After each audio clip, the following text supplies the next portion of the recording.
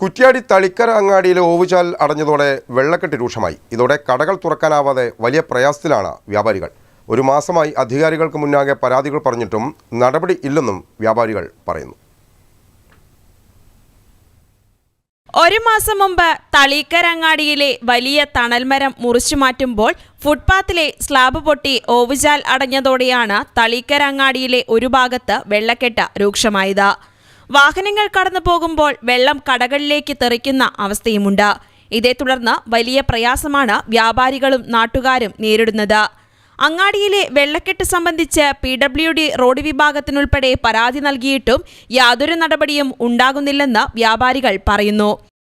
ഇല്ല, തുറക്കാൻ പറ്റുന്നില്ലപ്പാ. ഇതിപ്പോൾ എത്ര ദിവസമായി നീങ്ങണം. ഒരു മഴ പെയ്താൽ ഫുൾ വെള്ളം, കടയിലേക്ക് വെള്ളം തെറിക്കുന്ന ജനങ്ങളെ ചീത്ത വേറെ.